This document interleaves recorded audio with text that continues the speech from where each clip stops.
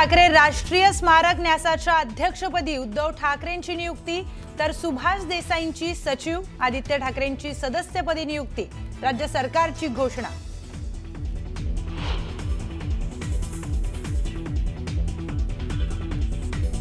मुख्यमंत्री देवेंद्र फडणवीस आज छत्रपती संभाजीनगर दौऱ्यावर, भाजपच्या पक्ष कार्यालयाचं सीएमच्या हस्ते होणार उद्घाटन। दौऱ्याच्या माध्यमातून सीएम निवडणुकीचं रणशिंग फुंकण्याची शक्यता।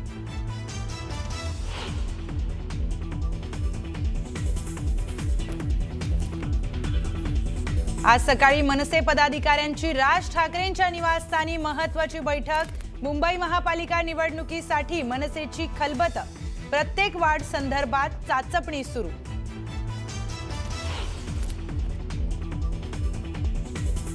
मुंबई महापालिका निवडणूक काँग्रेस स्वबळावर लढणार, प्रभारी चेनिथल्ला यांची घोषणा। मनसेशी असलेल्या मतभेदांमुळेच काँग्रेस स्वतंत्र लढणार असल्याची माहिती।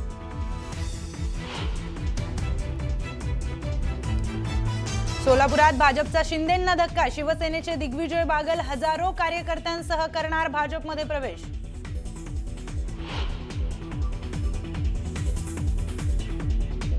पुण्यातील बोपोडी जमीन व्यवहार प्रकरणातील निलंबित तहसीलदार सूर्यकांत येवलेंना अंतरिम जामीन मंजूर, खडक पोलीस ठाण्यामध्ये दाखल गुन्ह्याप्रकरणी जामीन।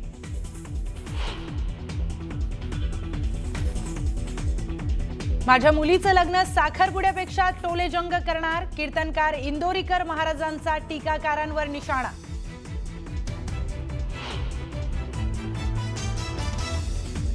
मुलाच्या वाढदिवसा दिवशी नागपूरमध्ये भाजप पदाधिकारी सचिन साहूंची हत्या, सीसीटीव्हीच्या आधारे आरोपींचा शोध सुरू।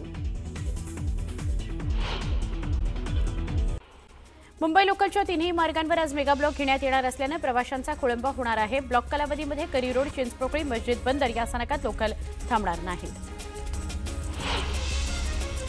नवी मुंबईचा पनवेल परिसराच्या बदलत्या परिदृश्याचा ऐतिहासिक टप्पा म्हणून 25 डिसेंबर हा दिवस नोंदवला जाणार आहे, कारण याच दिवशी देशातील अत्याधुनिक नवी मुंबई आंतरराष्ट्रीय विमानतळ औपचारिकपणे प्रवासी सेवेकरता सुरू होत आहे।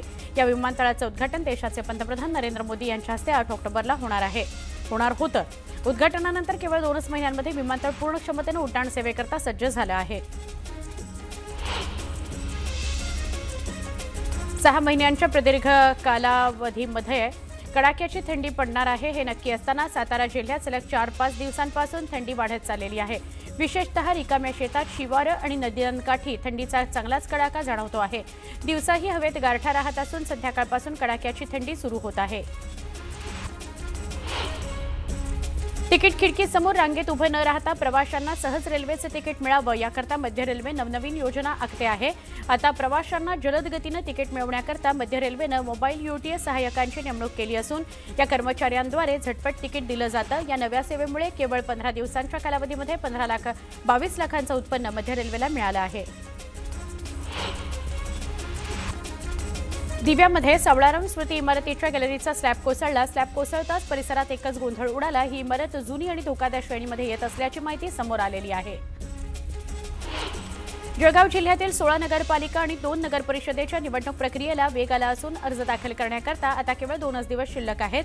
यामुळे सगळ्याच निवडणूक लढवण्यास इच्छुक नगरसेवक आणि संभाव्य नगराध्यक्षपदाचे उमेदवार नामनिर्देशनाकरता धाव घेताना दिसतात। नशिराबाद आणि पारोळा नगरपरिषद क्षेत्रामध्ये नगराध्यक्षपदाकरता अद्याप एकही उमेदवारी अर्ज दाखल झालेला नाही।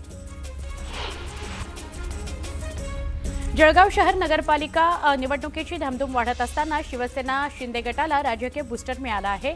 मेहरुण परिसरातील शेकडो कार्यकर्त्यांनी पालकमंत्री गुलाबराव पाटील यांच्या उपस्थितीमध्ये शिंदे गटात जाहीर प्रवेश केला। भाजपचे माजी आमदार मदन भोसले यांचे पुतणे यशराज भोसले यांनी शेकडो कार्यकर्त्यांसह शिवसेनेमध्ये प्रवेश केला। महाबळेश्वरमध्ये उपमुख्यमंत्र्यांनी एकनाथ शिंदेच्या उपस्थितीमध्ये हा पक्षप्रवेश सोहळा पार पडला।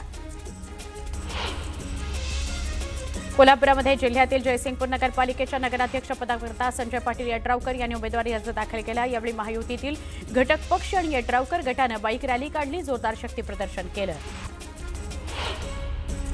अब की बार 75 पारचा नारा देत सोलापूर महानगरपालिकेवर राष्ट्रवादी काँग्रेसचा झेंडा फडकवण्याचा निर्धार अण्णा बनसोडे यांनी केला। सहसंपर्क मंत्रीपदी निवड झाल्यावर त्यांनी पहिल्यांदा सोलापुरामध्ये आढावा बैठक घेतली। महाड नगरपालिका निवडणुकीकरता शिवसेना उबाठा पक्षाकडून जोरदार शक्ती प्रदर्शन करत नगराध्यक्षपदाकरता उमेदवारी अर्ज दाखल करण्यात आला। चेतन पोटफुडे यांनी उमेदवारी अर्ज दाखल केला असून मवी या 20 जागांवर उमेदवार देण्याचा निर्धार केला आहे। शिवसेना उबाठा आणि राष्ट्रवादी काँग्रेस शरदचंद्र पवार पक्षाला सोबत न घेण्याच्या अटीवर बुलडाण्यामध्ये वंचितनं काँग्रेसची युती केली आहे। बुलडाणा जिल्ह्यामध्ये नगरपालिका निवडणुकीसह पंचायत समिती आणि जिल्हा परिषदेच्या निवडणुका वंचित आणि काँग्रेस युतीत लढणार आहे। मोहोळ नगर परिषदेचं नेतृत्व करण्यावरून राष्ट्रवादी काँग्रेस शरदचंद्र पवार पक्षाच्या आजी माजी आमदारांमध्ये वाद सुरू आहे। आमदार राजू खरे आणि माजी आमदार रमेश कदम यांच्यात नेतृत्व करण्यावरून कलगीतुरा रंगला। लोणावळा नगर परिषद निवडणुकीच्या पार्श्वभूमीवर राष्ट्रवादी काँग्रेसकडून लोणावळ्यामध्ये जोरदार शक्ती प्रदर्शन करण्यात आलं। शहरातून निघालेल्या भव्य रॅली दरम्यान सुनील शेळकेंनी भाजपच्या संभाव्य नगराध्यक्षपदाच्या उमेदवारावर जोरदार निशाणा साधला, त्यामुळे राजकीय वातावरण तापलं आहे। रायगड जिल्ह्यातल्या अलिबाग नगरपालिकेच्या निवडणुकीकरता शेतकरी कामगार पक्षाच्या 17 आणि काँग्रेसच्या 2 उमेदवारांनी मोठं शक्ती प्रदर्शन केलं, उमेदवारी अर्ज दाखल केले। यावेळी शेतकरी कामगार पक्षाचे आणि काँग्रेस पक्षाचे शेकडो कार्यकर्ते या शक्ती प्रदर्शन रॅलीमध्ये उपस्थित होते। धुळे जिल्ह्यातील शिरपूर वरवाडे या नगरपरिषदेच्या नगराध्यक्षपदाकरता भाजपकडून चिंतन पटेल यांनी उमेदवारी अर्ज दाखल केला। यावेळी संकल्प मेळावा घेत भाजपकडून जोरदार शक्ती प्रदर्शन करण्यात आलं। एरंडोल नगर परिषद निवडणुकीमध्ये एकाच वेळी 4 अपक्ष उमेदवारांनी अर्ज दाखल केलाय। गावातील मुख्य चौकातून शेकडो नागरिकांच्या उपस्थितीत भव्य मिरवणूक काढण्यात आली, अर्ज दाखल करण्यात आले। सावदा नगरपालिका निवडणुकीकरता आतापर्यंत 25 उमेदवारी अर्ज दाखल झाले आहेत। दरम्यान आदर्श आचारसंहितेचे काटेकोर पालन करा असं आवाहन निवडणूक निर्णय अधिकारी बबनराव काकडे यांनी केलं आहे। चिपळूण नगर परिषदेच्या नगराध्यक्षपदाकरता महाविकास आघाडीकडून माजी आमदार रमेश कदमांनी जोरदार शक्ती प्रदर्शन केलं। यावेळी ठाकरेंच्या शिवसेनेचे आमदार भास्कर जाधव उपस्थित होते। हिंगोलीत नगराध्यक्षपदाकरता भाजपकडून नीता बांगर यांनी उमेदवारी अर्ज दाखल केला। हिंगोलीमध्ये अद्याप युतीबाबत घोषणा झालेली नाही, त्यामुळे भाजप स्वबळावर लढण्याची शक्यता आहे। स्थानिक स्वराज्य संस्थांच्या तोंडावर मनसेला छत्रपती संभाजीनगरमध्ये खिंडार पडलाय। चंदू नवपुते यांनी छत्रपती संभाजीनगर विभाध्यक्षपदाचा राजीनामा दिला। मनसेला जय महाराष्ट्र केला। सगळ्या गोष्टींचा विचार करून मी पक्ष सोडतोय असं राजीनामा पत्रात लिहून त्यांनी पक्षाला रामराम ठोकला आहे।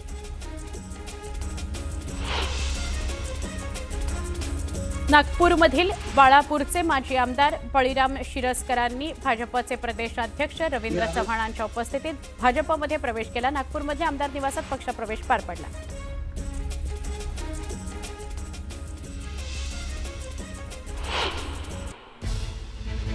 आपण एक मोठी बातमी टीव्ही स्क्रीनवर बघणार आहोत। काही क्षणामध्ये ही मोठी बातमी तुमच्या समोर येईल।